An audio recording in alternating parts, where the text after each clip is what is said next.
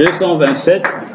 Je me presse sur la route du ciel, nouvelles auteurs. Chaque jour je gagne sur mon chemin, je prie toujours. Place-moi, Seigneur, oh Jésus,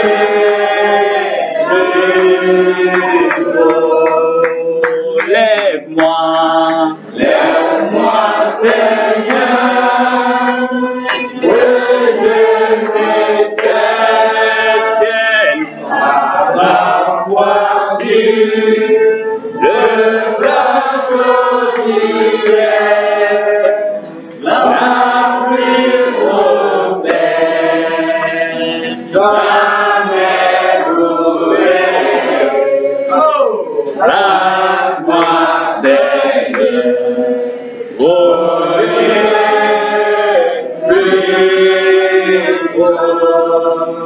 mon cœur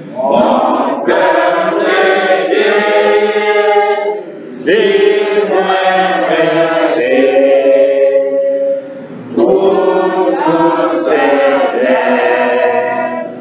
Et faire la part et pour les parents. Alléluia. Je prie de Christ, les lieux plus hauts, lève-moi, lève-moi, Seigneur, que je me tienne à la foi sur le plateau du ciel. La pluie au Père, jamais trouvé. Alléluia. Place-moi, Seigneur, oh Dieu, plus haut, je veux la paix. Amen. Je veux sommeil. Alléluia. Et voir l'image, gloire et Satan, avant de voir le ciel de vie. Seigneur, mets-moi au bleu, oh, lève-moi, lève-moi, Seigneur, que je me tienne par la foi sur le plateau du ciel. La pluie au plein, jamais trouvé. Place-moi, Seigneur, oh Dieu, plus haut. Lève-moi, lève-moi, Seigneur, que je me tienne à la foi sur le plateau du ciel. La pluie au plein, jamais trouvé. Place-moi, Seigneur, oh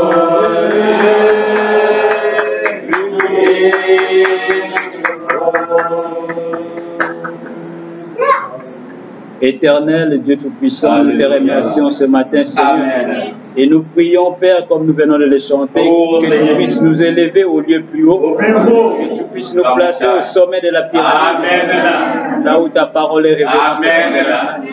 Ainsi, bénis ce moment du début à la fin. Prends le contrôle de toutes choses, Seigneur. Que ton Esprit Saint puisse descendre parmi nous, afin de nous diriger tout droit dans la parole. Car tu avais promis, lorsque le Saint-Esprit viendra, il vous guidera dans toute la vérité. Ainsi que cet Esprit puisse venir parmi nous, Seigneur, afin que tu puisses nous révéler cette vérité ce matin. Bénis tout ce que nous allons faire en ces lieux. Ferme ma bouche à tout ce qui n'est pas de toi, Seigneur. Circoncis les cœurs qui vont recevoir ta parole ce matin, afin que cela puisse apporter à chacun la vie éternelle. Nous te louons, nous te remercions dans le nom précieux du Seigneur Jésus-Christ, nous prions. Amen. Nous allons lire la parole de Dieu. Prenons le livre de Zacharie. Zacharie chapitre 4. Zacharie 4, 1 à 6.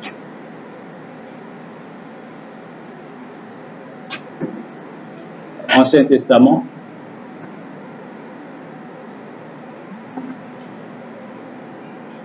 Zacharie chapitre 4, versets 1 à 6. Je lis. La Bible dit ceci. L'ange qui parlait avec moi revint et il me réveilla comme un homme que l'on réveille de son sommeil. Il me dit, que vois-tu?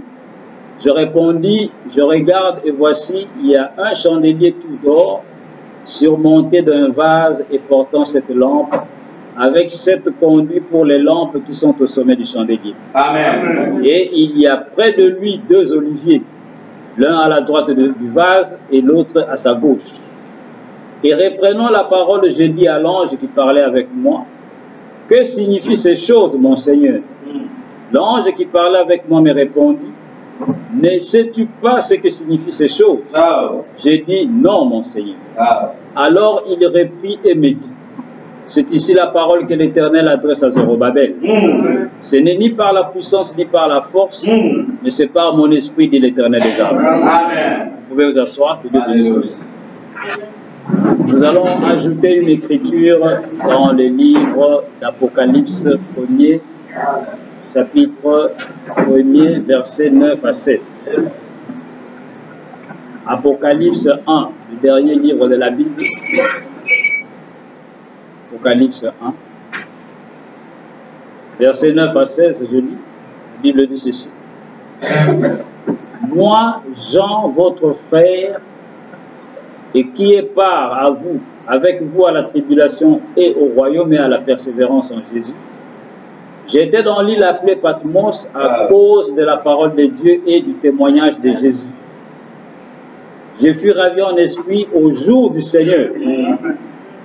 Et j'entendis derrière moi une voix forte comme le son d'une trompette qui disait, ce que tu vois, écris-le dans un livre et envoie-le aux 7 églises, à Éphèse, à Smyrne, à Pergame, à Thyatire, à Sardès, à Philadelphie et à Laodicée.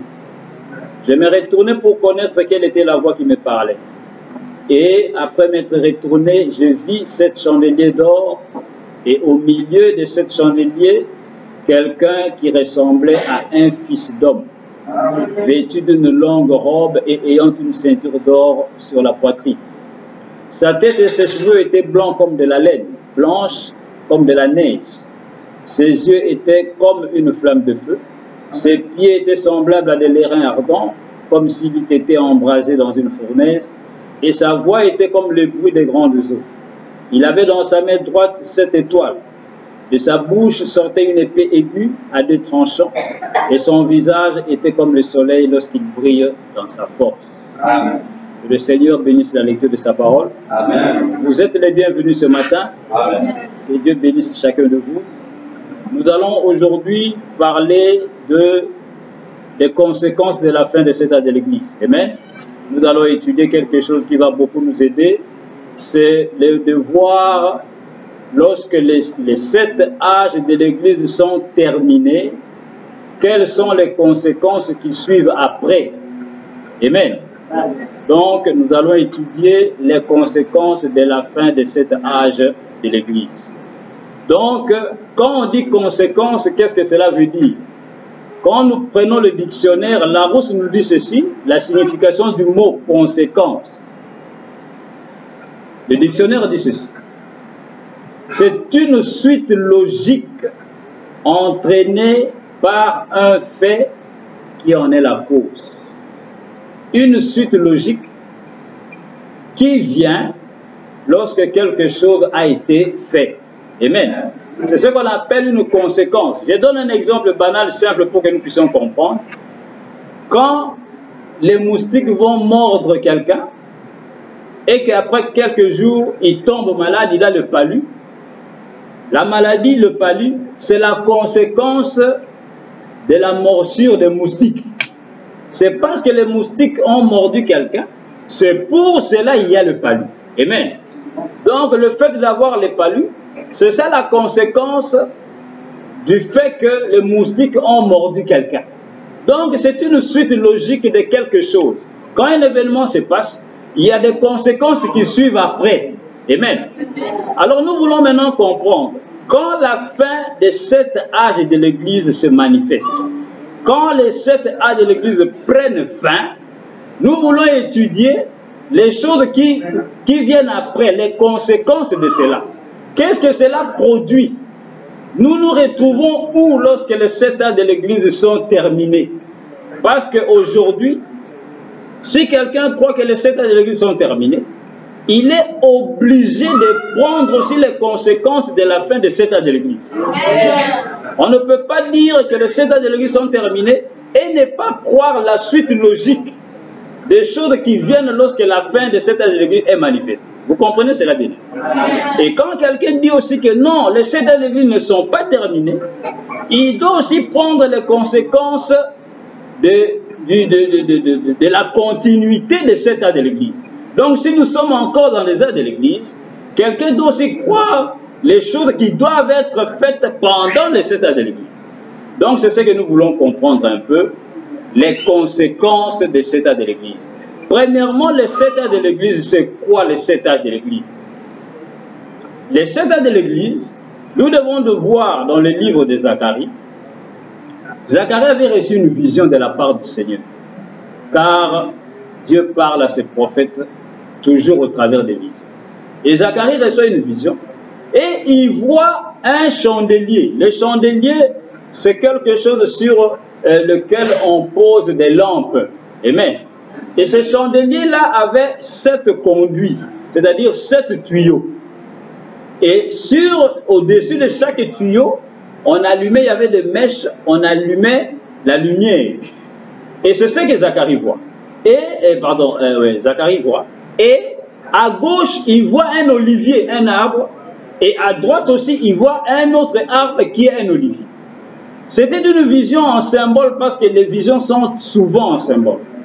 Alors, quand il voit cela, l'ange qui lui montre ces choses, l'homme de Dieu, le prophète, pose la question à l'ange. Il dit, mais l'ange lui pose la question, si tu comprends ces choses. Il dit, non, moi je ne sais pas. Qu'est-ce que cela veut dire? Je ne sais pas. Amen. Et les 7 chandeliers d'or, c'était en or. L'or symbolise toujours la divinité. Et les 7 chandeliers que l'homme de Dieu, le prophète, voit, cela symbolise les 7 époques qu'on appelle les 7 âges de l'Église. Amen. Donc, il y a un olivier, un arbre, qui n'est autre que Christ. À gauche, il y a encore un autre olivier. À droite, c'est-à-dire entre les 2 oliviers, c'est là qu'il y a le chandelier d'or. Amen.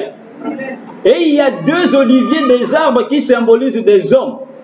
Ça, c'est la première venue de Christ et la seconde venue de Christ. Mais au milieu, il y a les 7 âges de l'Église. Amen. Donc, il y a 7 périodes de temps qui doivent s'écouler entre la première venue de Jésus et sa seconde venue. Pourquoi? Parce que quand Jésus vient à sa première venue, il ne vient pas pour tout le monde, il ne vient que pour les brebis égarées de la maison d'Israël. Il vient pour le peuple d'Israël. Et il va verser son sang. Et quand il verse son sang, comme son peuple l'avait rejeté, il est venu chez les siens et les siens ne l'ont pas reçu. Alors il a dit, je vais me tourner vers les nations pour chercher parmi les nations un peuple qui portera mon nom. Et c'est alors qu'il se tourne vers les nations. Et quand il se tourne vers les nations, c'est là qu'il y a cette ouverture-là de cet âge de l'Église. Ainsi, les 7 âges de l'Église, ce sont les périodes pendant lesquelles Dieu parle à toutes les nations de la terre. C'est ça les nations. Amen. Parce qu'Israël, son peuple, l'a rejeté. Alors, pourquoi nous voyons les 2 oliviers et au milieu, il y a les chandeliers d'or? C'est parce que, normalement, Christ Jésus devait se révéler à son peuple Israël pendant 7 ans, selon la prophétie de Daniel. Amen. Mais ce qui est arrivé, c'est que, au milieu de la semaine, comme Daniel avait prophétisé, un mois devait être retranché. Amen. Et la semaine a 7 jours. Et quand vous faites 7 divisé par 2, le milieu c'est 3,5. Amen. Alors quand Jésus vient, il devait faire 7 ans pour se révéler à Israël. Mais selon la prophétie de Daniel, au milieu de la semaine, il devait être retranché. Le sacrifice devait être retranché. Non pas pour lui-même, mais pour le peuple. Jésus est mort, il est retranché, il est rejeté. Et Jésus, selon Matthieu, dans le livre de Matthieu, la Bible déclare que Jésus a commencé son ministère environ à l'âge de 30 ans. C'est là qu'il commence son ministère. Et selon la prophétie de Daniel, au milieu de la semaine, qui est 3 ans et demi, Jésus a exactement atteint l'âge de 33 ans. C'est là qu'il est mort à 33 ans. Amen. Et quelques mois, ça fait 3 ans et demi. Et il est parti. Il a été retranché. Mais comme il a été retranché, comme son peuple l'a rejeté, il dit, ok, maintenant, moi je vais me tourner vers les nations, avant que je ne revienne encore à vous les Juifs, pour accomplir les 3 autres 3 ans et demi, pour qu'il puisse accomplir les 7 ans qu'il devait normalement se révéler à Israël. Maintenant, la semaine est divisée en 2. Amen. La semaine qui a 7 jours est divisée en 2. Mais au milieu là, ce n'est pas un vide. Au milieu, c'est ça l'olivier, nous l'olivier sauvage qui avait été greffé à l'olivier naturel. Amen. Dieu nous prend et il nous met là, les 7 ans de l'Église, pendant lesquels maintenant, Dieu se tourne vers nous et il va œuvrer avec nous. C'est pourquoi la Bible déclare que les murs de Jérusalem seront foulés aux pieds par les nations, jusqu'à ce que la totalité des païens, des gentils, soient entrés. Amen. Donc les 7 ans de l'Église, c'est le temps pendant lequel Dieu traite avec les nations, tous les autres pays en dehors d'Israël. Maintenant, les 7 ans de l'Église sont encore symbolisés dans le livre d'Apocalypse, où nous venons de lire. Jean aussi a vu la même chose, mais d'une autre manière. Il voit quelqu'un qui marche au milieu de cet chandelier d'or. Quelqu'un qui ressemblait à un fils d'homme. On n'a pas dit que c'était le fils de l'homme. On a dit que c'est quelqu'un qui lui ressemblait. Quelqu'un comme lui. Amen. Qui marche au milieu de cet chandelier d'or. Et il tient dans sa main droite 7 étoiles. Et les 7 étoiles, ce sont les 7 messagers de chaque âge de l'Église. Des 7 âges de l'Église. Et les chandeliers d'or, comme Zacharie l'avait vu aussi, cela symbolise les 7 âges de l'Église. Et l'ange lui dit, à l'ange de l'Église de Smyrne et d'Éphèse écrit, Jean va écrire 7 lettres pour les envoyer aux 7 églises qui se trouvaient en Asie mineure. Et les noms d'Éphèse, les noms de Smyrne, Pergame, Thyatire, Laodicée, ce sont les noms des villes qui existaient, même d'autres existent même jusqu'aujourd'hui. Existent même jusqu'aujourd'hui.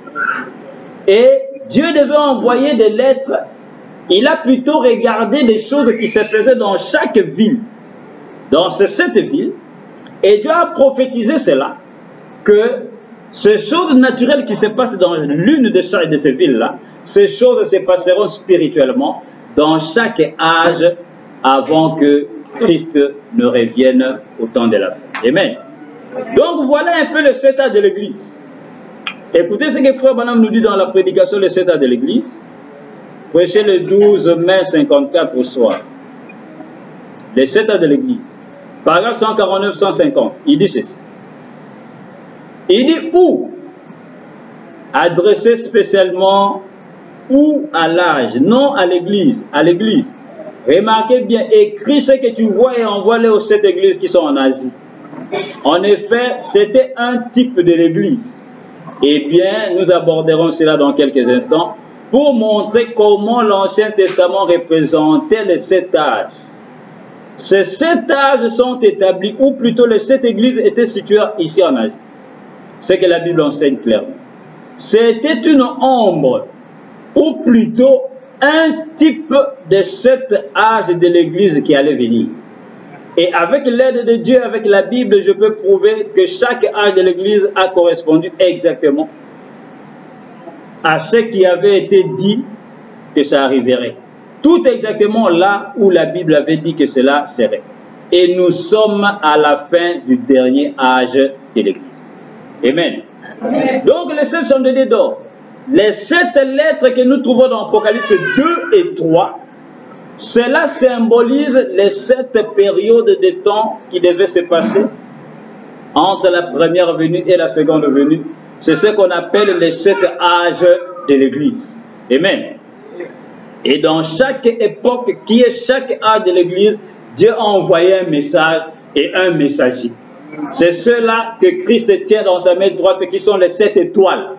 Ainsi, les étoiles, ce ne sont pas les étoiles naturelles, ce sont des messagers de Dieu qui sont envoyés pendant les 7 âges de l'Église. Écoutons encore dans l'exposé des âges de l'Église à la page 149, âge de Smyrne, 149, le prophète dit ceci.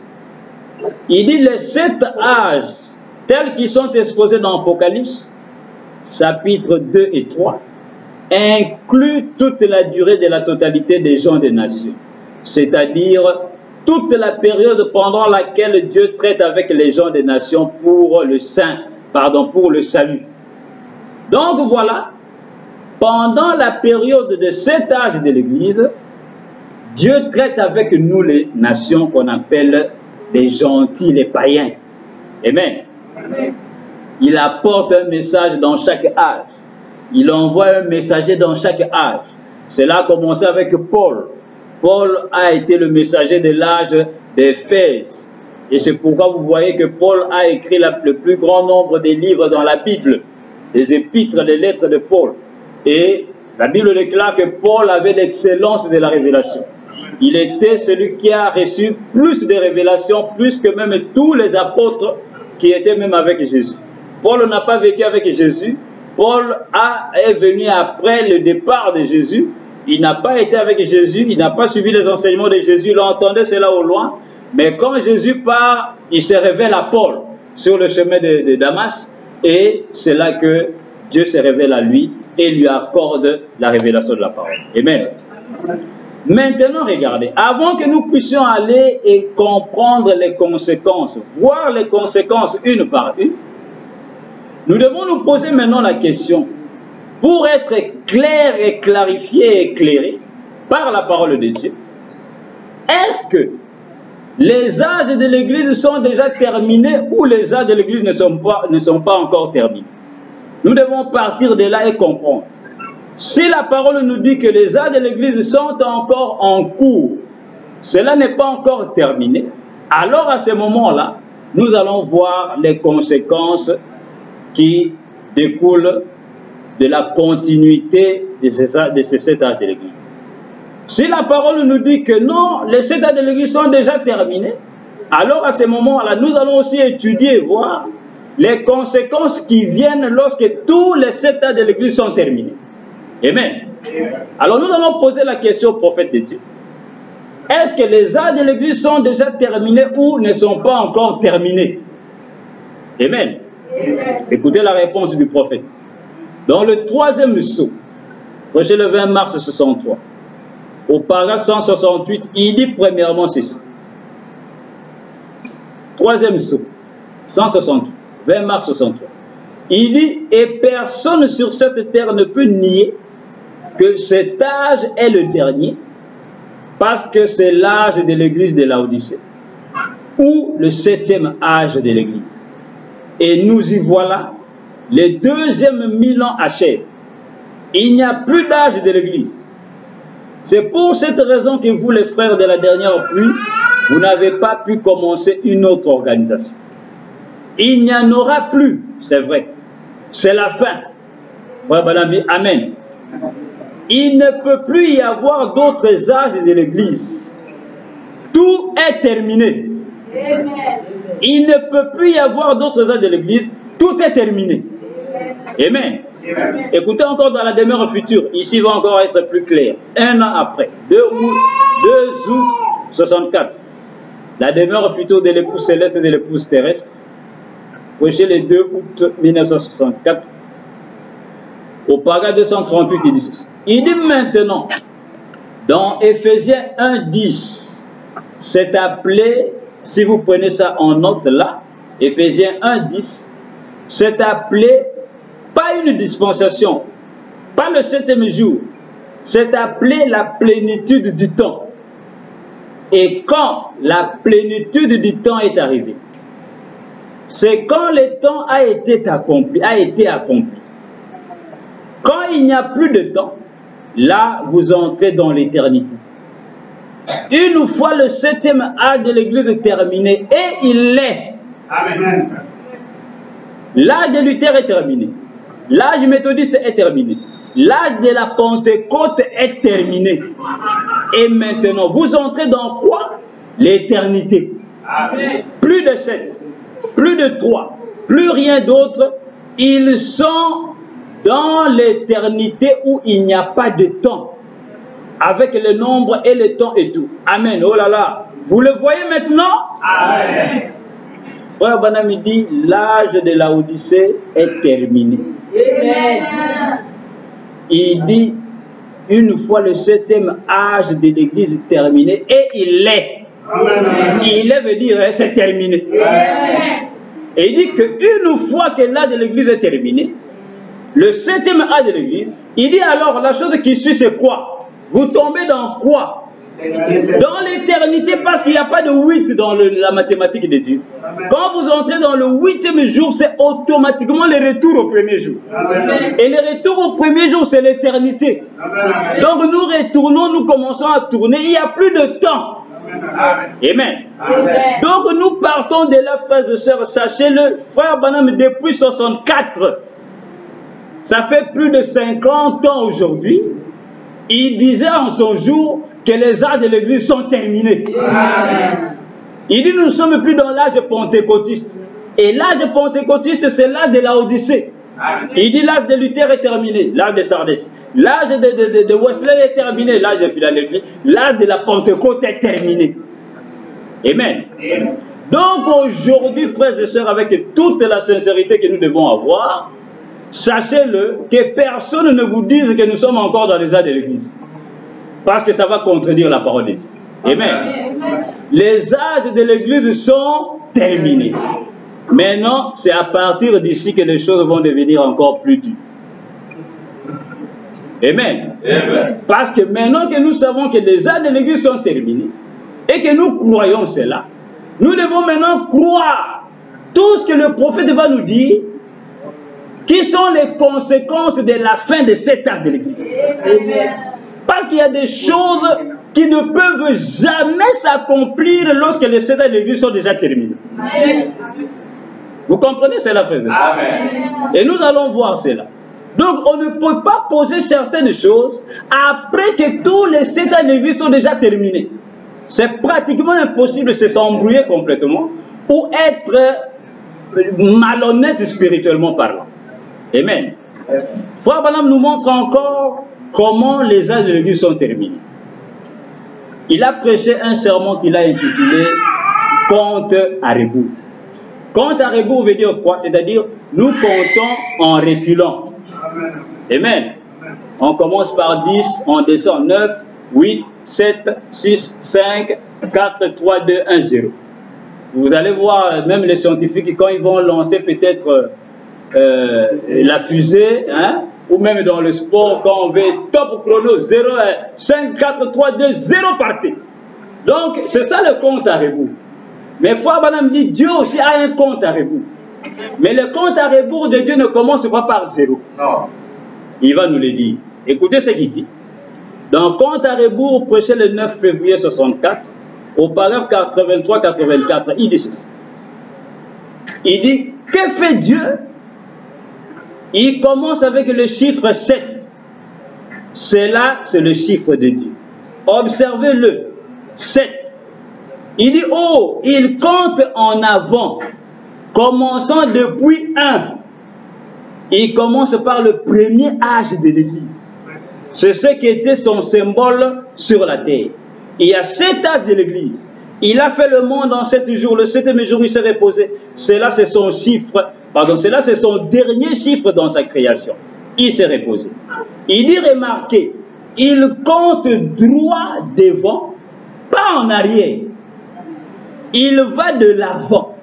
Il commence depuis son premier âge de l'Église qui débute en l'an 33 avant Jésus. Amen. Jésus-Christ. Et il lance le compte à rebours. Il a compté ses âges de l'Église. C'était la naissance de l'Église au jour de la Pentecôte. Quand il commençait à compter, il commence à compter les âges de l'Église. Amen. La première fut Éphèse. Amen. Chiffre 1. 2, Smyrne. 3, Pergame. 4, Thyatire. 5, Sardès. 6, Philadelphie. 7, Laodicée. Frère Branham dit, il est plus tard que vous le pensez. Amen. Il est plus tard que vous le pensez. Amen. Le comptage est terminé. Amen. La prochaine chose est 0. Ah oui. Il dit, allons-y, tout est prêt. Le décompte est terminé. Vous voyez le compte à rebours de Dieu? Amen. Dieu ne commence pas par 10 ou par 7 et il commence à descendre. Non. Dieu commence par 1. Et il commence à monter. 1, 2. Et Frère Branham dit, le compte à rebours de Dieu, ce sont les 7 actes de l'Église. Et il a commencé à compter 1, Éphèse, 2, Smyrne, 3, Pergame, jusqu'au 7, Laodicée. Et il dit, quand on arrive à 7, il dit la prochaine chose, c'est 0. Et 0, c'est quoi? C'est l'éternité terminée. Donc, le compte à rebours de Dieu est terminé. Donc aujourd'hui, hein, comme on dit, hein, aujourd'hui, nous ne sommes plus dans les âges de l'Église. Non. C'est clair. Oui, vous dites Amen, c'est bien. Mais nous allons voir les conséquences qui suivent. Vous devez aussi accepter les conséquences. Quand cela va venir. Alléluia. Quand ça va venir. Amen. Amen. Dans la prédication, j'ai entendu, mais maintenant je vois, il dit encore ceci. Prêché le 27 novembre 65. J'ai entendu, mais maintenant je vois. 27 novembre 65 au soir, au paragraphe 106, il dit ceci. Il dit maintenant ces choses qui avaient été tenues cachées tout au long des âges de l'Église, c'est maintenant le moment où elles sont révélées, divulguées. Bon, nous pourrions dire ça, mais si Dieu ne le confirmait pas, ce serait faux, voyez-vous? Dieu n'a besoin de personne pour interpréter sa parole. Il est son propre interprète. Amen. Il a dit une vierge concevra et elle conçut. Il a dit que la lumière soit et elle fut. Nous ne vivons pas dans l'âge de Luther, dans l'âge de Wesley, ni dans l'âge pentecôtiste. L'âge pentecôtiste, ce n'était que la restauration des dons qui sont revenus dans l'Église. Mais nous vivons au temps du soir, nous vivons au temps où l'épouse est appelée à sortir. Frère Branham dit, nous ne vivons pas dans l'âge pentecôtiste, qui est l'âge de Laodicée, ni dans l'âge de Luther, ni dans l'âge de Wesley.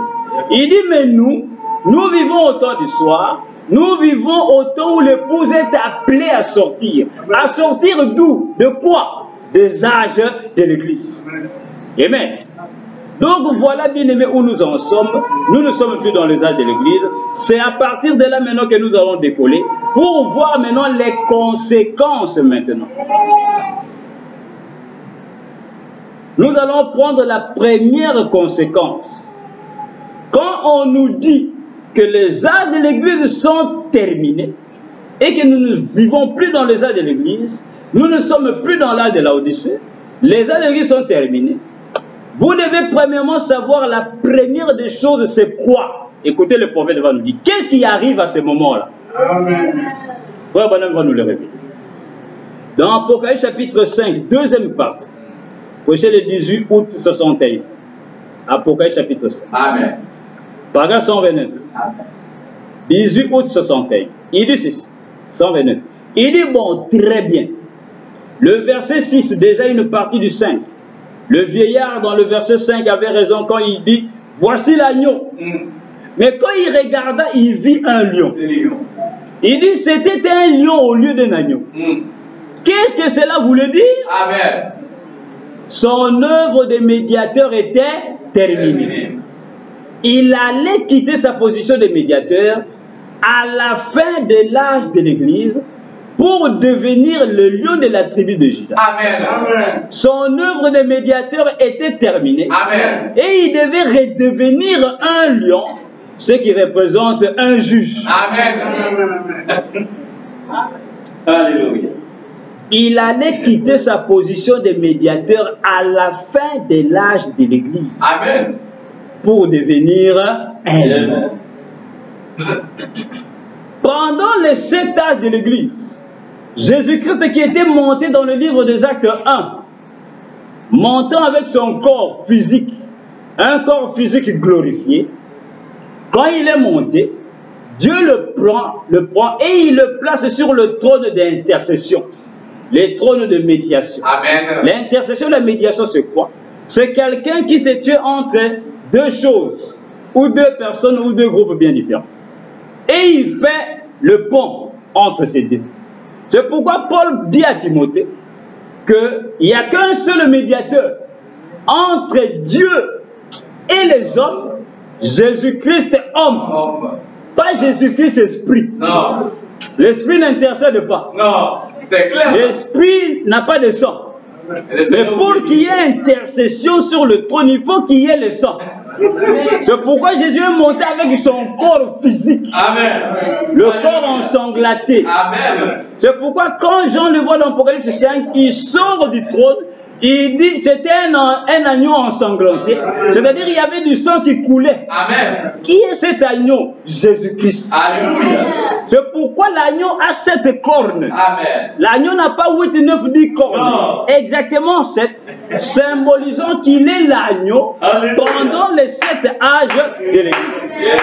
Mais quand les 7 âges de l'Église prennent fin, la première des conséquences, c'est quoi? C'est que l'agneau doit quitter le trône d'intercession. Alléluia. Il doit sortir de là. Et lui qui était en train d'intercéder, sur la terre il y a le péché, les gens commettent le péché, mais Jésus dit au Dieu le Père, Père, pardonne-le. Amen. S'il te plaît, ne détruis pas. Pardonne-le. Amen. Ils ne savent pas ce qu'ils font. Amen. Dieu regarde et dit, je vais frapper. Jésus dit non, pardon. Regarde à moi l'agneau. Amen. Regarde à mon sang purificateur. Amen. Je suis mort pour eux. Amen. Donc ne frappe pas. Jésus est intercesseur médiateur. Amen. Amen. Pendant les 7 âges de C'est l'Église. clair. Mais quand nous sommes à la fin des âges de l'Église, la première des choses que Jésus fait, c'est maintenant de quitter ce trône-là. Alléluia. Pourquoi maintenant il quitte le trône? Parce que l'intercession est Terminé. La doctrine de la Trinité. L'intercession est terminée. Amen. Bon, maintenant, comme il n'y a plus quelqu'un ici qui va intercéder maintenant, qu'est-ce qui va arriver à la terre? Mais le jugement exactement. C'est pourquoi il devient le lion. Lui-même devient le juge. C'est pourquoi Frère Branham dit, à la fin de l'âge de l'Église, il quitte le trône d'intercession. Donc la première des conséquences, lorsqu'on nous dit que les âges de l'Église sont terminés, cela veut dire que l'intercession est terminée. Donc quelqu'un ne peut pas croire, oui frère, les âges de l'Église sont terminés, mais Jésus est encore sur le trône d'intercession. Ça serait contredire le prophète de Dieu. Contredire même la Bible. Parce que certains croient à la Bible mais ne croient pas au prophète. Et d'autres croient au prophète mais croient plus à la Bible. Et pourtant le prophète est le révélateur de la Bible. Amen. quand il voit que le prophète, c'est un peu trop dur, lui, il va trouver refuge dans la Bible. Ne sachant pas qu'en faisant cela, c'est la mort. Amen. Parce que la Bible est écrite en symbole, en code.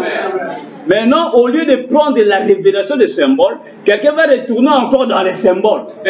C'est là qu'il va encore se perdre. Alléluia. Donc, nous voyons que la première des conséquences, quand les ans de l'Église sont terminés, le 7e an de l'Église est terminé, la Odyssée est terminée, tous les ans sont terminés. À ce moment-là, la médiation, l'intercession est terminée. Et même l'agneau n'est plus sur le trône d'intercession. Il a quitté le trône d'intercession. Amen. Amen. Mais pourquoi il quitte le trône d'intercession? Écoutez, frère Branham va nous le dire. Pourquoi alors il quitte le trône d'intercession? Dans le premier sceau, frère Branham 6. Amen. Verset le 18 mars 63, paragraphe 51. Premier sceau. Il dit donc, le mystère du livre s'est révélé quand les sceaux sont brisés. Et quand les sceaux sont complètement brisés, le temps de la rédemption est terminé. Parce que l'agneau a quitté le lieu d'intercession pour aller prendre possession de ses droits. Entre-temps, il était un médiateur. Mais quand la vraie révélation des sceaux s'est faite, quand il commence à être brisé, l'agneau sort du sanctuaire. Amen. Ouais, madame dit, c'est selon la parole. Nous l'avons lu hier soir. Il est sorti du milieu et il a pris les livres. Donc, il n'est plus médiateur. En effet, ils l'ont même appelé un lion. Et ça, c'est le roi. Amen. Alors, il n'est pas un médiateur à ce moment-là. Vous voyez, c'est la bien-aimée. L'agneau quitte le trône d'intercession. La médiation d'intercession est terminée. Pourquoi? Parce que la rédemption est terminée. Alléluia. Amen. Il n'a plus besoin d'être là sur le trône. Et la rédemption, c'est quoi? La rédemption, c'est ramener quelque chose ou quelqu'un qui a perdu sa première position. N'oubliez pas, la rédemption n'est pas le salut. Non. Ne confondez pas le salut et la rédemption. Non. La rédemption, c'est celui qui a déjà été sauvé, qui était déjà sauvé, Amen. mais qui a perdu sa position en tant qu'enfant de Dieu. Alléluia. Mais Dieu le suit là où il est pour le ramener à Alléluia. Ce n'est pas que Dieu vienne vous sauver. Frère Branham dit, quand avez-vous été sauvé? Aujourd'hui, quand vous avez été baptisé, parce que vous êtes venu à l'église, Frère Branham dit, vous avez été sauvé dès avant la fondation du monde. Avant de venir sur la terre, Dieu a déjà la liste de ceux qui ont déjà été sauvés. Et quand nous entrons dans le temps, nous venons, par le péché d'Adam et Ève, nous avons tous perdu notre position. La race humaine a perdu sa position. Et maintenant, qu'est-ce que Dieu fait? Dieu vient nous ramener à notre position première. Cette position que nous avions perdue. Amen. Donc nous voyons, bien aimés, les conséquences que nous commençons à voir. Quand on nous dit les âges de l'Église sont terminés. Quand nous croyons cela, quelqu'un croit cela, il doit croire que l'agneau a quitté le trône, que la rédemption est terminée. L'intercession est terminée. Mais on peut se poser la question en disant, oh, mais si l'intercession est terminée, donc, maintenant, ceux qui sont nés après, donc maintenant, qui va intercéder pour eux? Maintenant, les gens qui naissent après, qu'est-ce qui va leur arriver? Frère Branham nous révèle dans le sceau, il dit, Jésus devait être sur le trône d'intercession, en train d'intercéder pour même les âmes qui allaient venir.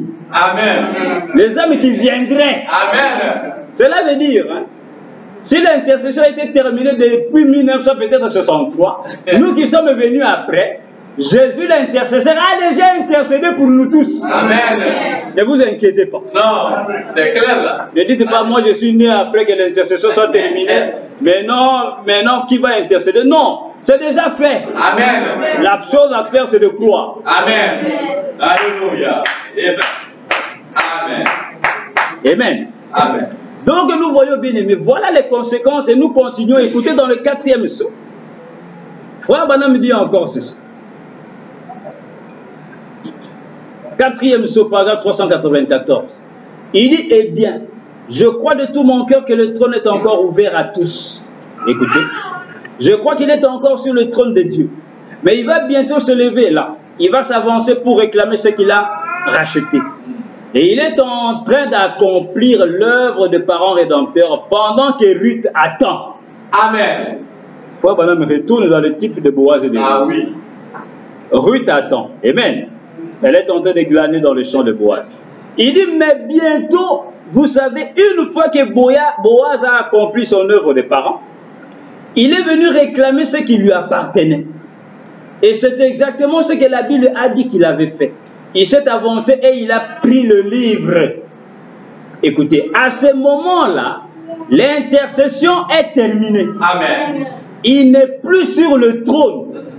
Il n'y a plus de sang sur le propitiatoire. Alors, qu'est-ce qu'il devient? Un tribunal. Amen. Il n'y a plus de sang sur le propitiatoire. Il devient le propitiatoire, le trône devient un trône de tribunal de jugement. C'est pourquoi vous allez voir que dans l'Ancien Testament, quand Dieu voulait détruire le monde par l'eau, quand il avait même détruit le monde par l'eau, et il a vu les dégâts qui étaient causés, Dieu a regardé, il a dit à Noé, je ne ferai plus ça. Je ne détruirai plus le monde par l'eau. Mais alors je vais te donner un signe. Et je vais donner ce signe aussi au monde. Pour que le monde puisse savoir que même lorsque vous voyez une grande pluie va venir, va tomber, il y aura un signe qui apparaîtra pour vous montrer que cette pluie-là ne va pas détruire comme ça détruit au temps de Noé. Quel est le signe que Dieu avait donné? C'est l'arc-en-ciel, le rainbow. Amen. Amen. Dieu a donné l'arc-en-ciel. Et l'arc-en-ciel a 7 couleurs. Amen. Il y a 7 couleurs dans l'arc-en-ciel. Ah oui. Ceci symbolise les 7 âges de l'Église. Amen. Amen. Amen. Ainsi, pendant les 7 âges de l'Église, Dieu ne détruit pas le monde. Parce que c'est ça, l'arc-en-ciel. C'est le sang de Christ qui est sur le trône, qui intercède pour le monde. Dieu, pendant les âges de l'Église, ne peut détruire personne. Amen. C'est pourquoi lui-même avait dit en son jour, appelez-moi tout ce que vous voulez. Dites de moi tout ce que vous voulez. Moi, le Fils de l'homme, il vous sera pardonné. Mais quand le Saint-Esprit viendra et qui fera la même chose, c'est ça le péché impardonnable. Amen. Le seul péché qui ne peut être pardonné, c'est quoi? C'est renier le Saint-Esprit. Et le Saint-Esprit dont on parle, ce n'est pas un esprit. C'est lorsque Dieu lui-même revient autour de la fin sous la forme d'un être humain. Le Saint-Esprit incarné dans un homme, personnifié. Quand il vient révéler sa parole et rejeter cela, c'est ça le péché impardonnable. Ça ne vous sera pardonné ni dans ce siècle, ni dans le siècle à venir. Mais pendant les âges, frère, madame, vous pouvez insulter Jésus comme vous voulez. Il vous sera pardonné. Parce que c'est une alliance qu'il a faite. Le sang est toujours sur le trône. Amen. Mais quand il quitte le trône, frère, madame, il dit, le sang n'est plus sur le trône. Donc Dieu ne regarde plus au sang qui était sur le trône. Maintenant, c'est la fumée. Il n'y a que la fumée. Et c'est le jugement qui frappe. C'est pourquoi la Bible déclare à ce moment-là que celui qui se suit et celui qui se sanctifie. Amen. Donc nous voyons les conséquences que nous voyons, bien aimés. La fin de l'âge de l'église de Laodicée, la fin de cet âge de l'église, l'intercession est terminée. Le livre des sceaux est brisé à ce moment-là. Apocalypse 5, il prend le livre à la fin de l'âge. Frère Branham dit une fois que l'intercession est terminée. Amen. Maintenant, l'agneau était sur le trône en train d'intercéder. L'agneau était sur le trône pour quelle raison? Il a intercédé pour quelle raison? Pour que la terre ne puisse pas être détruite. Et Frère Branham déclare que l'agneau qui est sur le trône ne peut jamais quitter le trône. Si le dernier élu n'a pas encore été rachetée. Amen. La dernière brebis. Amen. La dernière semence. Amen. Si elle n'est pas encore rachetée, l'agneau doit rester là. Amen. Et il doit rester là pendant les âges de l'Église. Mais maintenant, Frère Branham nous déclare que les âges de l'Église sont déjà terminés. Et si les âges de l'Église sont terminés, les conséquences sont que l'agneau a quitté le trône, la rédemption est terminée et l'intercession est terminée. Bon, maintenant que nous ne sommes plus dans les âges de l'Église, qu'en est-il du dernier élu? La dernière brebis est toujours sur la terre. Où il y a des hommes de Dieu, des pasteurs qui vont faire des voyages ici et là. Disons, nous sommes en train de chercher la dernière brebis. Peut-être elle est ici. Manque de révélation de la parole. Écoutez ce que Frère Branham dit dans le 4e psaume. Il dit ceci. Le 4e psaume 96, il dit ceci. Oh, alléluia. Il dit ces noms au pluriel, ces noms qui ont été écrits dans le livre de vie de l'agneau avant la fondation du monde, ils viendront. Ça ne fait pas l'ombre d'un doute. C'est pour ça que Jésus reste assis là. Et il continue son œuvre de médiation en attendant la dernière sémence. Et il saura exactement quand elle sera touchée. Jésus est là, attendant la dernière sémence. Qui est la dernière brebis? Qui est le dernier élu? Il ne peut pas quitter le trône si le dernier élu qui a son nom sur la liste de ceux qui doivent être rachetés n'a pas encore été racheté. Parce qu'il ne peut perdre aucun. Jésus lui-même en son jour dans Jean 17 quand il priait, il dit: Père, je n'ai perdu personne de ce que tu m'as donné, sauf le fils de la perdition, qui est retourné en son lieu. Ah, il ne venait pas de Dieu. Il est retourné en son lieu. Ah oui. Judas est retourné où? De là où il était venu. C'est ça la rédemption. Chacun retourne là où il est venu. Ceux qui viennent de Dieu retournent à Dieu. Ceux qui viennent d'autre part retournent à autre part. Vous comprenez cela bien? Donc Dieu ne peut perdre aucun élu. C'est pourquoi nous disons: ne vous en faites pas pour les élus. Un élu ne sera jamais perdu. Moi, Branham dit: Dieu ne peut pas vous sauver aujourd'hui pour vous perdre demain. Alors à quoi ça sert qu'il vous a sauvé aujourd'hui, demain il vous perd? Non. La seule chose que nous perdons, c'est la joie de notre salut. Amen. Vous pouvez déjà être sauvé, mais à cause de vos péchés, vous vivez mal et tout cela. Même au milieu de peur des gens, quand on vous voit, ça fait mal. On perd la joie de notre salut. C'est ce que David disait: Père, remets-moi, rends-moi la joie de mon salut. Alléluia. Mais un fils de Dieu, une fille de Dieu, quoique dans le péché, dans le rétrogradé, tout ça, il est toujours enfant de Dieu. Il ne sera jamais perdu. Vous savez pourquoi? Parce que Frère Branham nous révèle, il dit: nous tous, c'est nous qui formons Dieu. Amen. Nous sommes les attributs de Dieu. Nous sommes membres de son corps. Ah oui. Donc Dieu ne peut pas manquer un œil. Non. Dieu ne peut pas manquer un bras. Donc même si un petit doigt est resté quelque part, lui n'est pas complet. Donc il faut que nous tous, nous puissions retourner à lui. Amen. Pour que lui puisse être complet. Amen. C'est pourquoi aucun de nous ne sera perdu. Amen. Maintenant, écoutez, dans les âmes qui sont en prison maintenant, Frère Branham va nous révéler que le dernier élu doit entrer avant que les âges de l'Église soient terminés, avant que la rédemption ne soit terminée. C'est ça l'une des conséquences de la fin de cet âge de l'Église. On ne peut pas croire que les âges de l'Église sont terminés et qu'on est en train de chercher la dernière brebis partout. Frère, nous allons faire des campagnes pour chercher la dernière brebis. Ça ne sert à rien. Les campagnes que nous pouvons faire, des conventions, c'est pour raconter l'histoire de notre rédemption. Amen. Qu'on puisse nous révéler ce que Dieu a déjà fait. Amen. Comment il nous a rachetés. Nous allons lire cela. Paul Branham dit maintenant, il va nous révéler comment il a accompli cela. Dans les âmes qui sont maintenant en prison, Frère Branham dit ceci. Voici le 10 novembre 63 au matin, 345-346. Il dit ceci. Il dit, Frère Branham est en train de parler du ministère de Jésus. Quand Jésus était venu en son jour, Frère Branham dit, Jésus avait un ministère de 3 étapes, qu'il appelle les 3 attractions, les 3 points. Amen. Il faisait des miracles, il guérissait les malades. C'était juste pour attirer les gens. Mais Frère Branham dit, sa 3e portion de son ministère, c'était la parole. Amen. Quand il a commencé à dire, mon Père et moi, nous sommes un. Celui qui m'a vu a vu le Père. Votre Père Abraham m'a vu. C'est là qu'il y avait des problèmes. Ah oui. Mais les miracles, ce n'était pas un problème.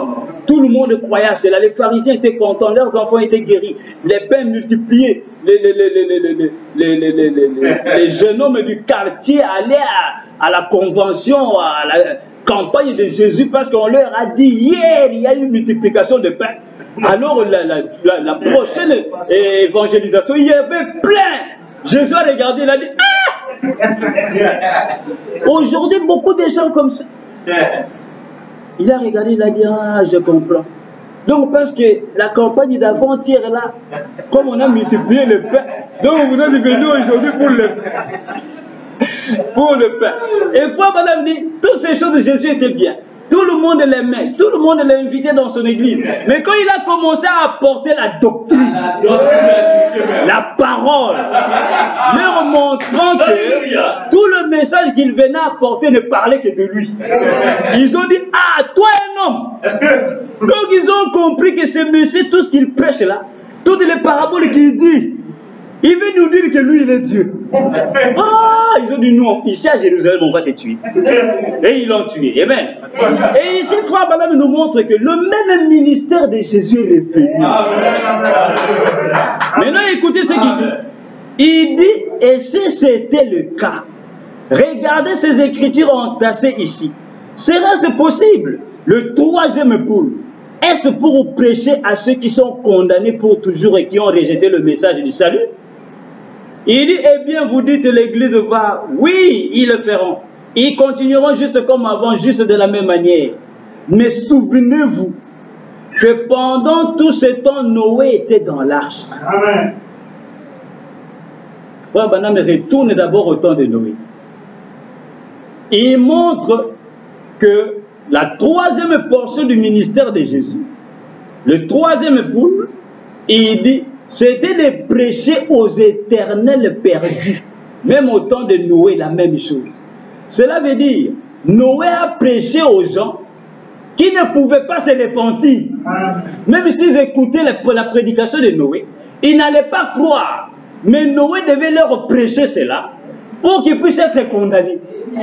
Frère Branham, il dit, c'est l'un des côtés de la 3e portion du ministère de Jésus et de Noé, et aussi aujourd'hui. C'est pourquoi il dit aujourd'hui, est-ce que c'est encore la même chose? Il dit, mais si c'est le cas, il dit, je crois bien que c'est possible. C'est là qu'il dit, mais souvenez-vous que pendant tout ce temps, quel temps? Le temps où Noé était en train de prêcher aux éternels perdus, il dit, pendant tout ce temps, Noé était dans l'arche. Amen. Il continue, dit, l'épouse est scellée à l'intérieur avec Christ. Le dernier membre a été racheté. Amen. Le 6e sceau s'est manifesté. Le 7e sceau le ramène sur la terre. L'agneau est venu et a pris le livre de sa main droite et il s'est assis à réclamer le sien, ceux qu'il avait rachetés. Est-ce vrai? Pendant qu'on dit, cela a toujours été ce 3e pôle. Amen. Amen. Frère Branham nous montre que la 3e partie de son ministère aussi, c'est de prêcher aux éternels perdus. Les gens qui écouteront le message mais ne seront jamais sauvés. Ne seront jamais, ils n'accepteront jamais cela. Mais ils doivent l'écouter. Mais pendant que cela se faisait, Noé était déjà dans l'arche. L'épouse de Frère Branham, l'épouse est déjà scellée en Christ. Et il dit le dernier membre a déjà été racheté. Le 6e sceau, le bouleversement de la nature, il dit cela a été déjà manifesté. Et le 7e sceau le ramène sur la terre. Ramène qui sur la terre? Christ. Amen. Donc nous voyons bien aimé, l'une des conséquences encore, c'est que le dernier élu ne peut plus se retrouver sur la terre au moment où les âges de l'église sont déjà terminés. Donc le dernier membre a déjà été appelé. Parce que la rédemption elle-même est terminée.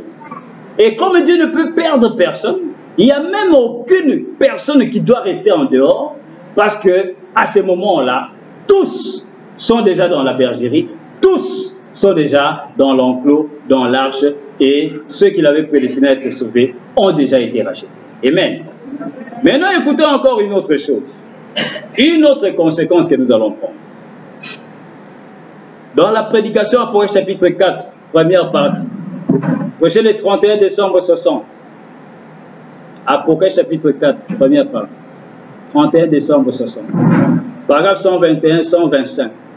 121 et 125.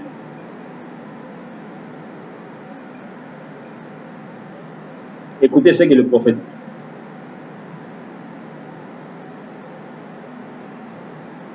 Il dit ceci. Je peux avoir la rallonge. Il dit, aussitôt qu'il eut montré la fin de l'âge de son œuvre, ici-bas, il monta dans les cieux. Il dit, je vais te montrer ce qu'il va y avoir après les âges de l'Église. Jean, je ne peux te parler ici-bas davantage, parce que je suis parti d'ici-bas et que je suis monté plus haut. Monte ici vers moi. Amen. Et je vais te montrer ce qui va arriver après cela. Oh, il fut enlevé dans la vision, enlevé dans la gloire. Au paragraphe 125, Frère Branham continue, il dit, remarquez comment Jean fut enlevé aussitôt après la fin des âges de l'Église. C'est un type de l'Église enlevée. Aussitôt après, aussitôt veut dire, hein, au plus vite que possible. Aussitôt après que le dernier âge de l'Église est terminé, cet âge de l'Église de Laodicée, alors vient l'enlèvement. Comme Jean, l'Église monte dans la présence de Dieu. Oh, cela me donne le vertige. Enlevé lors de l'enlèvement de l'Église. Ce livre de l'Apocalypse est écrit à la fin des âges de l'Église. Vous voyez ce que Frère Branham dit? Il nous montre maintenant le plan dans le livre d'Apocalypse chapitre 4. Jean dit qu'il a entendu une voix qui lui dit, monte. Il dit la voix qui me parlait ici-bas. Dans Apocalypse chapitre 1, Jean a vu quelqu'un qui marchait au milieu de cette chandelier d'or. Et ce quelqu'un lui parlait. Il dit, je vais te montrer le mystère de cette étoile dans ma main droite. Et Jean le voit avec l'épée qui sort de sa bouche, des flammes de feu qui sortent de ses yeux, des jambes comme comme des colonnes d'un rein, ainsi de suite, montrant le jugement au temps de la fin. Et après, au chapitre 4, Jean dit, après cela, je vis le ciel, une porte ouverte au ciel, et la voix qui me parlait dit, monte ici. Amen. Et le prophète est en train de nous expliquer cela. Il dit, après cela veut dire après les âges de l'Église. Parce que les 7 lettres de 7 âges qui symbolisent les 7 âges de l'Église se trouvent dans Apocalypse 2 et 3. Et maintenant, quand Apocalypse 3 se termine, qu'est-ce qui arrive? Bien penser le truc. Quand Apocalypse, le 7e âge de l'Église est terminé, qu'est-ce qui se passe à ce moment-là? Le 3e chapitre d'Apocalypse, à ce moment-là, quand le 4e chapitre commence, Jean doit monter parce que la voix de Dieu, qui était avec lui sur la terre, Dieu a dit, moi maintenant je suis monté en haut. Je ne peux plus continuer à te parler ici sur la terre. Maintenant je vais te montrer des choses qui vont venir. Ça c'est après que les âges de l'Église soient terminés. Amen. Apocalypse 2, 3. 1, 2, 3. L'Esprit est sur la terre parlant à l'Église, parlant à Jean. Mais dans Apocalypse chapitre 4, Jean lève la tête, il voit la porte ouverte. Le ciel s'ouvrit, une porte ouverte, et la voix qui lui parlait lui dit, monte ici. Et Frère Branham est en train maintenant d'expliciter cela. Allons encore plus loin. Il dit, la voix lui dit, je suis monté plus haut, Jean. Maintenant, je vais te révéler des choses, mais je ne peux plus le faire sur la terre. Non, toi maintenant, monte, viens. Et le prophète dit, Jean symbolisait l'Église. Jean symbolisait chacun de nous. Ainsi, après que les œuvres de l'église soient terminées, vous et moi qui sommes l'épouse, nous devons monter dans l'enlèvement. Pour maintenant faire quoi? Pour maintenant voir les choses qui doivent arriver. Quelles sont ces choses? Les choses qui arrivent après Apocalypse chapitre 3. Amen. Maintenant, après chapitre 4, qu'est-ce que Jean voit? Il voit les trônes. Il voit 4 êtres vivants. Il voit les 24 vieillards. Et il les voit entourant le trône. Jean voit les trônes non pas avant qu'ils ne soient enlevés. Il voit les trônes après qu'ils soient enlevés. Amen. Et après avoir vu le trône, Jean voit maintenant dans Apocalypse chapitre 5 l'agneau qui quitte maintenant le trône, qui vient prendre le livre de la main droite de celui qui est assis sur le trône et qui brise les sceaux. Jean voit cela quand? Avant ou après l'enlèvement? Après qu'ils soient montés. Mais tout cela symbolisait vous et moi. C'est pourquoi l'une des conséquences de la fin de cette âge de l'Église, l'âge de l'Église, le séjour de l'Église ne peut pas se terminer. On nous dit que c'est terminé, nous croyons cela comme frère Madame l'a dit. Et maintenant, nous avons même vu l'agneau prendre le livre et briser les sceaux. L'ouverture des sceaux. Mais nous attendons l'enlèvement. Parce que vous avez vu l'ouverture des sceaux comment? Jean, lui, l'a vu quand il a été enlevé. Mais pourtant, Jean nous symbolisait nous. Jean, Dieu montrait que Jean, c'est vous. C'est l'épouse. Mais Dieu dit, je ne peux plus te parler ici. Pendant ici les âges de l'église. Non. Maintenant, monte plus haut. C'est l'épouse qui a enlevé. Et aujourd'hui, les trônes ont même été photographiés. Avec frère Branham entouré de 4 êtres vivants. Les lumières en train de l'entourer. Frère Branham dit, c'est ce qu'Ézéchiel a vu. C'est ce que Jean a vu. Bon, maintenant, nous avons vu le trône. Mais comment nous attendons l'enlèvement? Parce que Jean, lui, l'a vu quand il a été enlevé. Oh, alléluia. Ainsi, l'une des conséquences, frères et sœurs, si on vous dit que les états de l'Église sont terminés, vous ne pouvez plus être encore ici sur la terre. Non. Et que vous avez déjà reçu la révélation de sceaux. Comment? Amen. Oh Seigneur. Comment? Nous avons le livre de 7 sceaux, même dans le téléphone, la révélation des 7 sceaux. Jean l'a reçu quand il a été enlevé. Amen. Bon, vous l'avez reçu par quel moyen? Si vous n'êtes pas encore enlevé. Vous voyez la folie du message? Maintenant, nombreux s'arrêtent et sont achoppés. Pourquoi? Parce qu'on manque la révélation de ce que c'est que l'enlèvement.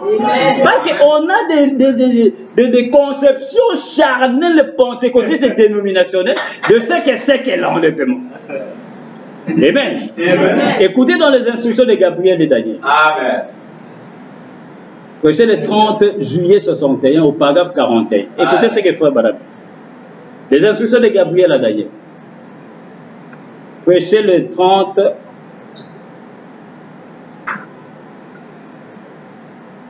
juillet 61. Écoutez au paragraphe 41. Il dit ceci. Il dit maintenant, au chapitre 4, Jean a été ravi. Tout de suite après l'église. Jean, quand il est monté, il a vu l'âge de l'église tout entier. J'aimerais m'arrêter ici un instant pour dire ceci. Bien des gens qui attendent quelque chose de vraiment prodigieux, puissant, dans l'âge des nations se trompent assurément. L'âge de l'église et tout ce qui va se passer pendant l'ère des nations, ça se trouve d'Apocalypse 1 à Apocalypse 3 inclus. Faut pas qu'on dit, après ça, l'église est montée dans l'enlèvement. Amen. Et le reste, jusqu'au chapitre 19, c'est ce qui arrive à la race juive après que l'église est montée. Amen. C'est le temps de la grande tribulation. Il n'arrive plus rien du côté des nations, seulement la boucherie et tout ça, comme nous le verrons quand nous y arriverons. La boucherie, c'est-à-dire des guerres, la mort des gens sont tués. Amen. Il continue, mais l'église elle-même, Elle est partie au 13e, au dernier verset du chapitre 3 de l'Apocalypse. Amen. Au moment où l'âge de l'église de Laodicée, qui était le dernier âge, se termine. Mais l'église elle-même, elle est partie au dernier verset du chapitre 3 de l'Apocalypse, au moment où l'âge de l'église de Laodicée, qui était le dernier âge, se termine. Amen. C'est à ce moment-là que l'église monte dans l'enlèvement. Ainsi, Apocalypse chapitre 4, le trône, Jean voit cela après l'enlèvement. Nous aussi, nous avons vu le trône. Apocalypse chapitre 5, l'agneau vient prendre le livre et quitte le trône. Nous avons vu cela. C'est ça l'agneau qui quitte le trône. Il descend avec le livre d'Apocalypse 10. Amen. Il a brisé le sceau, il vient donner le livre au 7e messager qui est sur la terre. Amen. Au moment de cette venue. Nous avons vu cela. Amen. Apocalypse chapitre 6. Tous les sceaux, les 6 sceaux sont révélés à Jean d'une manière symbolique. Nous avons reçu la réalité de la révélation des sceaux. Nous avons vu Apocalypse 6. Le cheval blanc, le cheval rouge, le premier sceau, deuxième sceau. Tout nous a été révélé. Mais Jean, cela lui a été révélé après l'enlèvement. Mais comment nous aussi, en ce temps de la fête, nous avons reçu la révélation de cela, mais nous attendons l'enlèvement. Apocalypse chapitre 7. Les Juifs, les vierges folles, qui reviennent. Frère Branham me dit, c'est la première guerre mondiale qui s'arrête à 11h du matin, au 11e mois, pour faire l'appel des Juifs à revenir dans leur propre pays. Nous avons vu cela. Amen. Tout nous a été révélé. Apocalypse 8.1, l'ouverture du 7e sceau. Frère Branham me dit, la descente de la nuée, cela accomplit l'Apocalypse chapitre 10, qui est le 7e sceau. La venue du Seigneur. Alléluia. Bon, comment alors nous attendons l'enlèvement? Amen. Parce que quand Jean, lui qui nous représentait, quand lui il a vu cela, il était déjà dans la gloire. Monté déjà plus haut. Il n'était plus ici en bas. Il est monté ravi en esprit. Mais quand Jean dit qu'il est monté, sachez-le à Patmos, dans la prison, Jean était expulsé au soleil. Aucun soldat,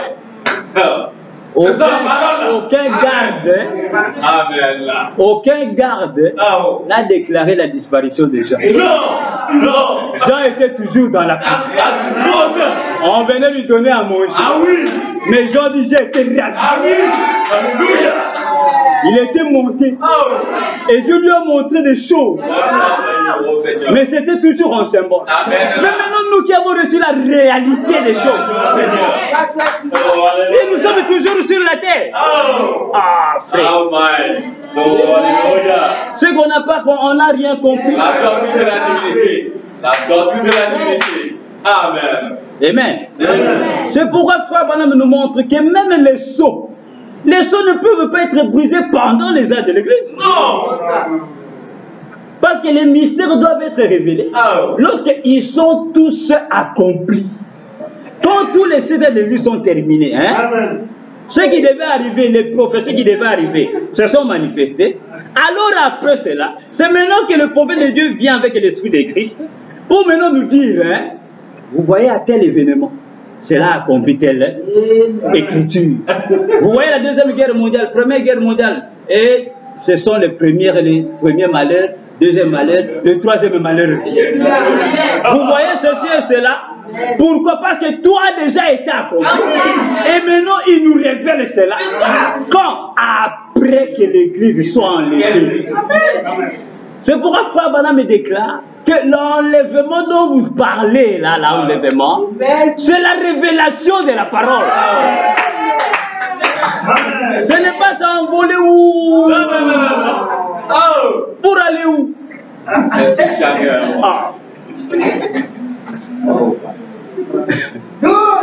Écoutez, frère Branham dit ceci dans les instructions de Gabriel et Daniel.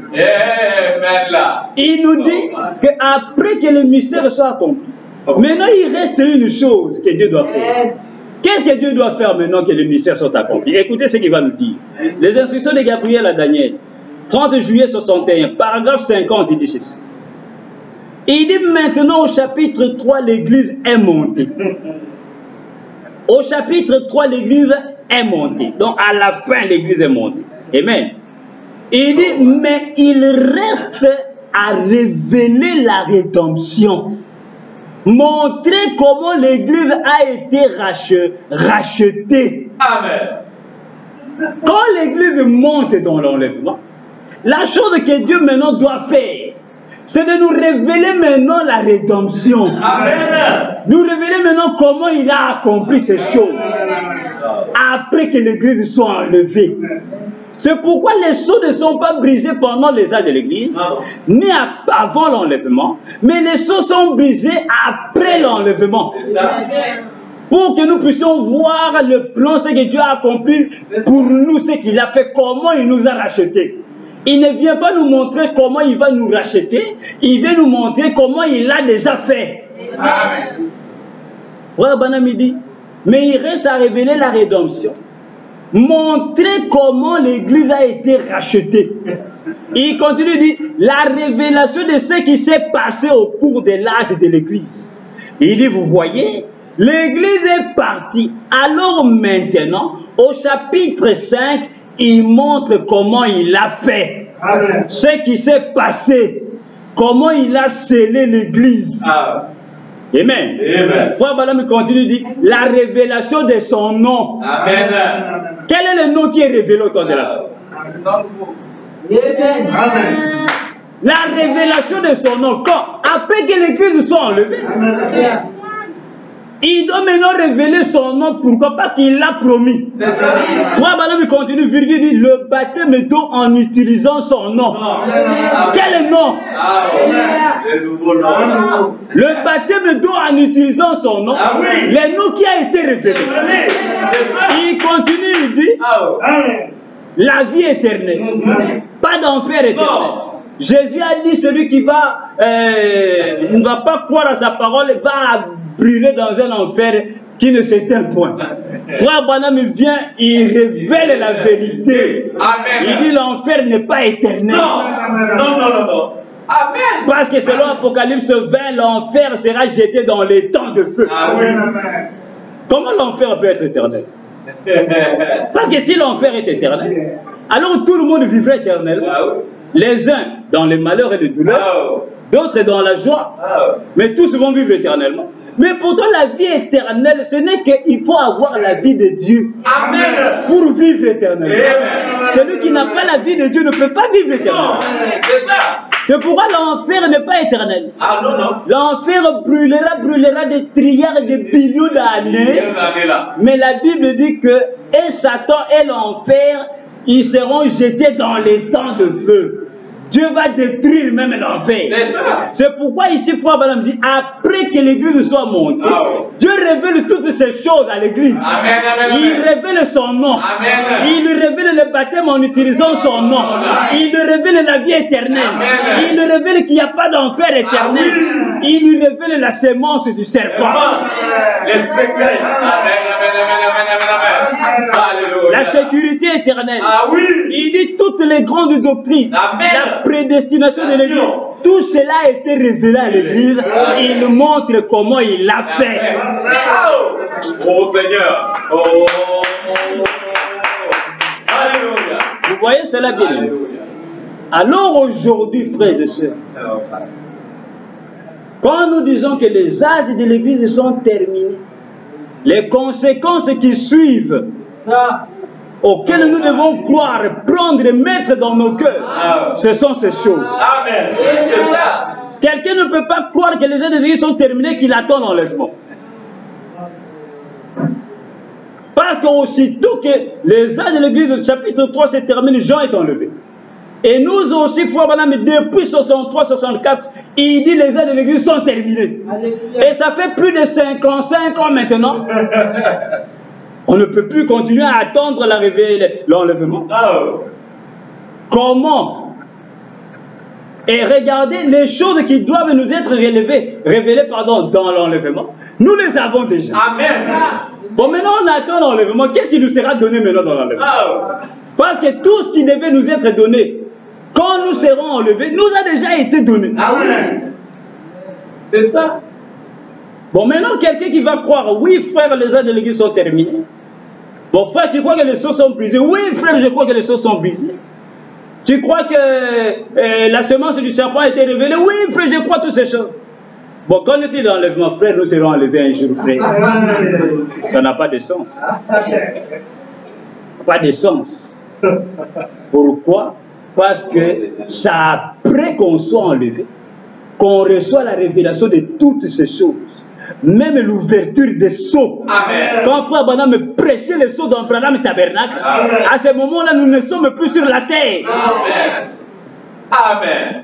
Amen. Amen. Jean est monté plus haut. Amen. Plus haut où? Pas quelque part. Dans la révélation de la parole. Monte plus haut. L'autre fois, nous avions dessiné la pyramide ici. Quand on arrive à l'âge de la Odyssée, après cela, il y a le sommet de la pyramide. Et entre le sommet et la pyramide, il y a une échelle, le Saint-Esprit. C'est là que nous montons. Nous montons vers la pierre fêtière. La pierre de stone et de la pierre de fête, de capstone. C'est là que nous entrons. C'est là que se trouve la révélation du caillou blanc. Selon le rêve de Junior Jackson. Mais là, nous serons peu seulement, peu, pas nombreux. D'autres vont rester au bas de la pyramide. Et nous les regardons comme ceci. Parce que ce que nous disons ici, ils ne comprennent pas. Alléluia.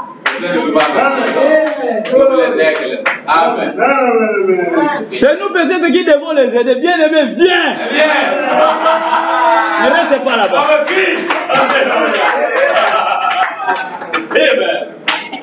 Écoutez, dans le premier saut, frère, madame, ceci. Le premier saut 61, il dit maintenant remarquez. Mais cela doit être révélé quand l'agneau quittera son lieu d'intercession auprès du Père. Il dit, bon, ça c'est Apocalypse 5. Maintenant, il prend le livre de sceaux. Le livre de sceaux ou un livre scellé de sceaux. Il les brise, il les montre. Regardez, à la fin de l'âge, là, une fois l'intercession terminée, une fois l'intercession terminée, que les âges de l'Église sont terminés. Il brise le sceau quand? Quand les âges de l'Église sont terminés.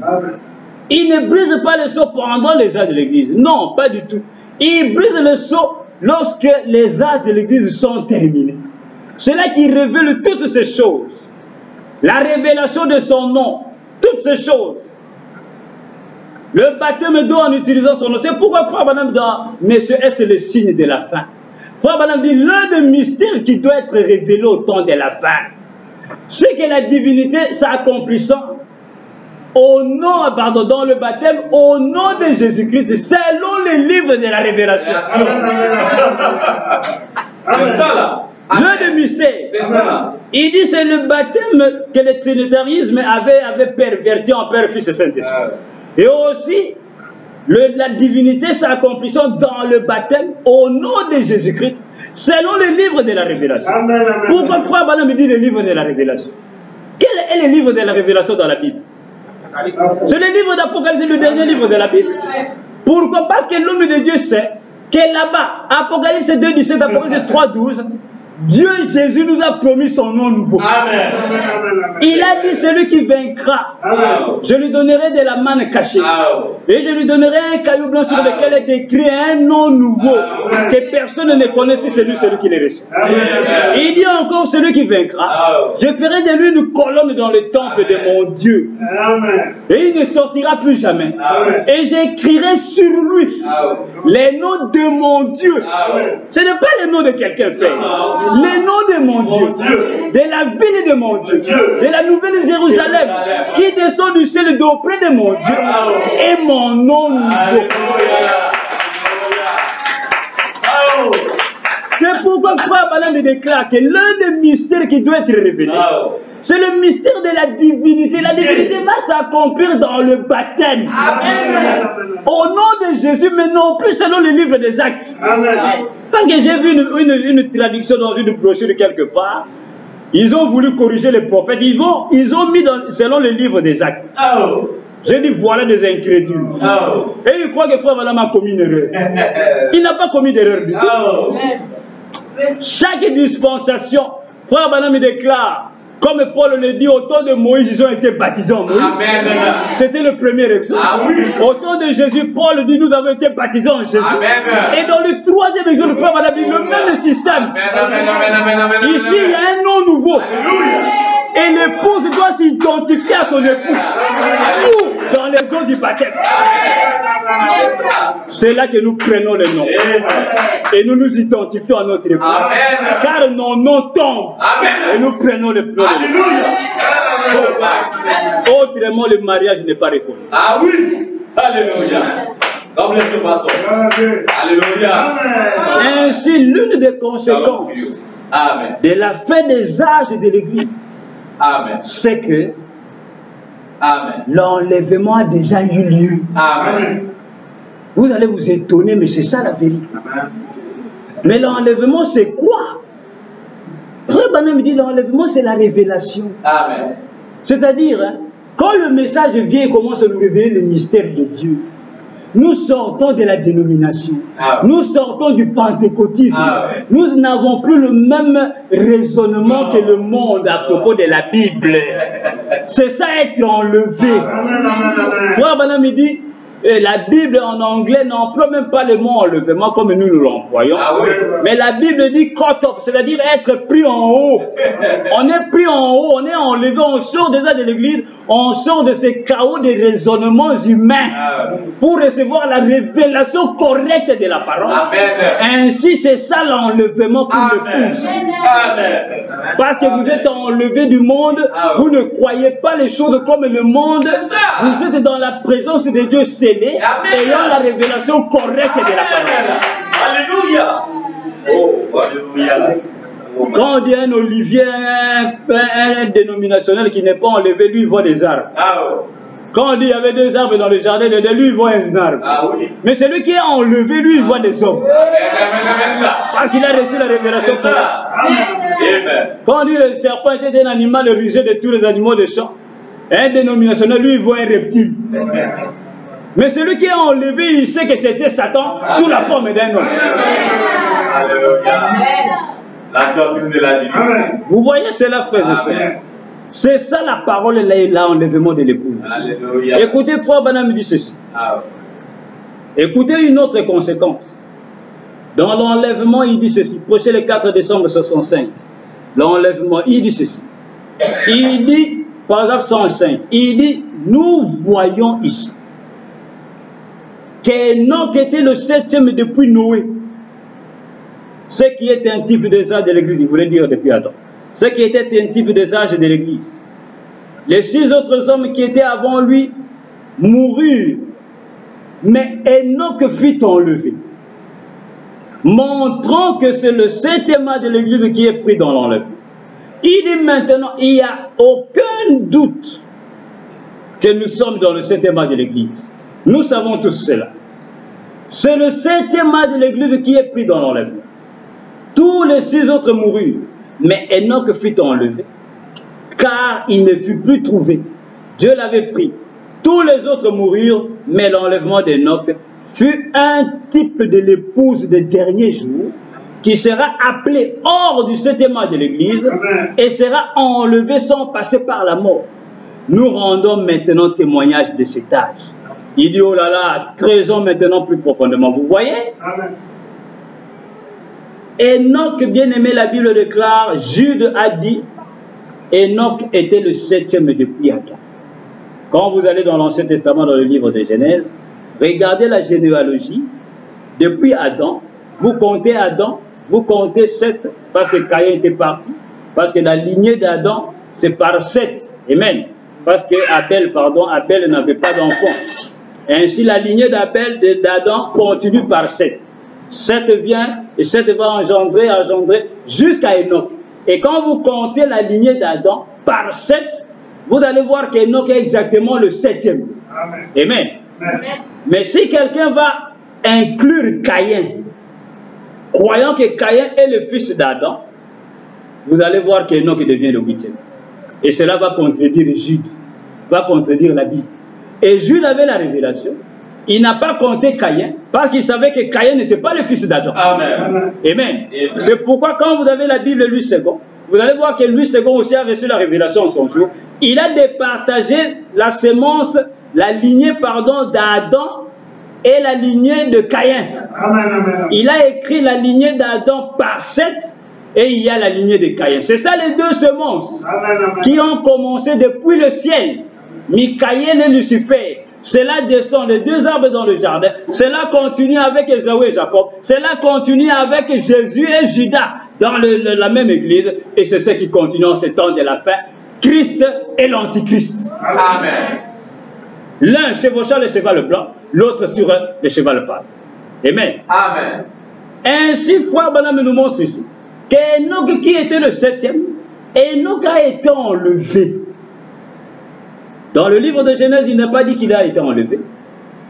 Genèse nous dit, Moïse a écrit, il dit, Enoch a marché avec Dieu, puis il ne fut plus, car Dieu l'a pris.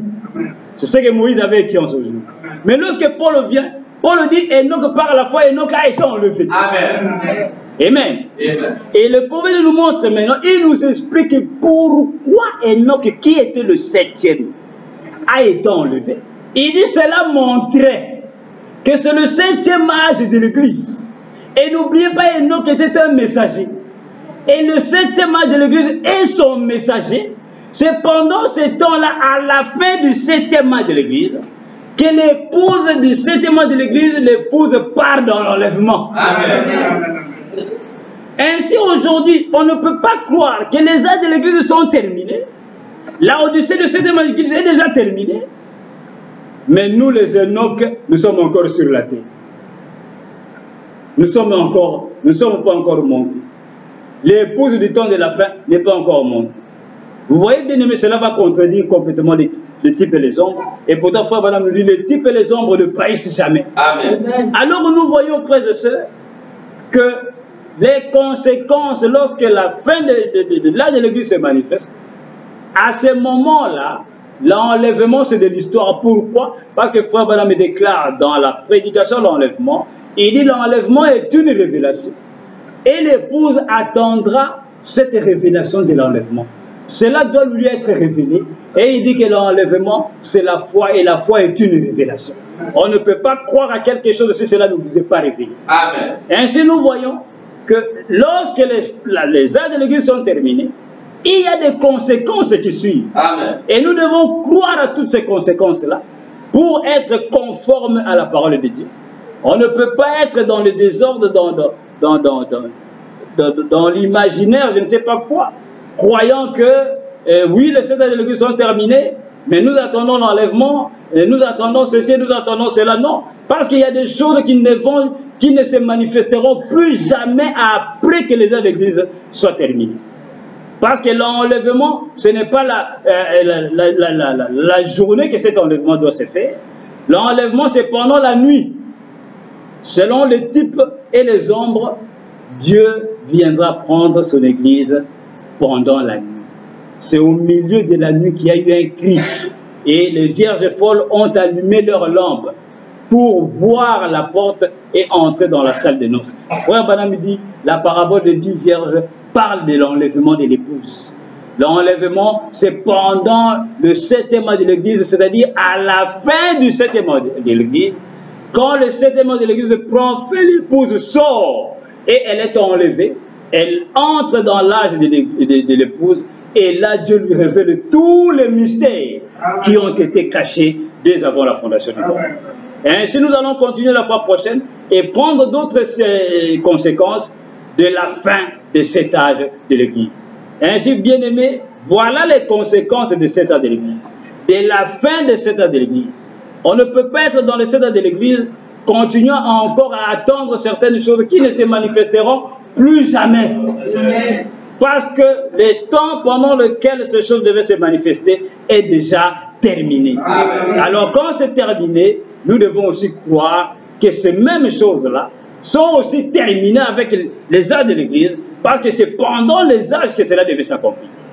La fois prochaine, nous allons voir encore que celui qui chevauche le cheval pâle, qui n'est autre que Satan dans le 4e sceau, il chevauche ce cheval-là après l'enlèvement. Et c'est là qu'il devient la bête. Non pas avant l'enlèvement. Avant l'enlèvement, il n'est qu'un faux prophète. Mais il va devenir la bête sur un cheval pâle de couleur pâle, et il s'appelle la mort. À ce moment-là, il devient la bête, et ce sera après que l'épouse soit déjà enlevée. Amen. Mais maintenant, il y aura un combat, une bataille. Il y aura aussi Christ de son côté, sur un cheval blanc, qui va venir faire quoi? Combattre cet antichrist qui est sur le cheval pâle. Mais comme l'antichrist vient après les âges de l'Église, après l'enlèvement de l'épouse, alors celui qui est sur le cavalier blanc, sur le cheval blanc, pardon, lui aussi doit venir à quel temps? Pour combattre l'antichrist. Après l'enlèvement, parce que les deux seront là pour qu'il y ait cette grande bataille qui est quoi? Qui est l'Armageddon, la bataille entre la vérité et le mensonge. Amen. Amen. Que le Seigneur vous bénisse. Amen.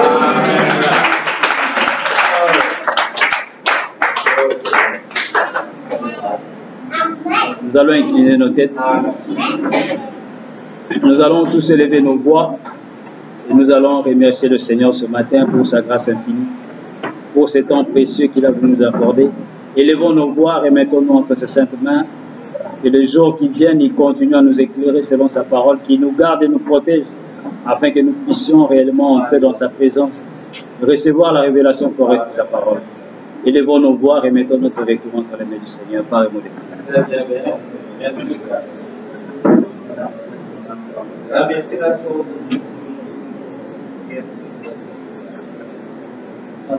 à toi seul,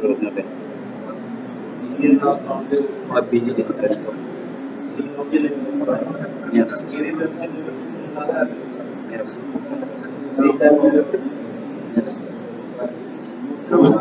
Merci.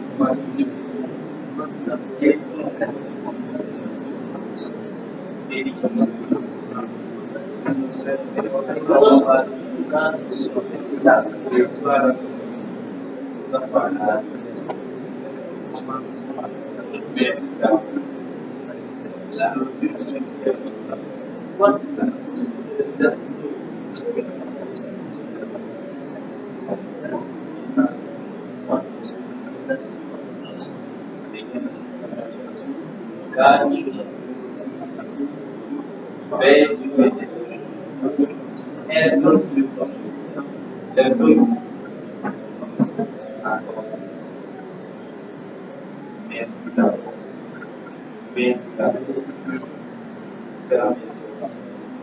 Merci.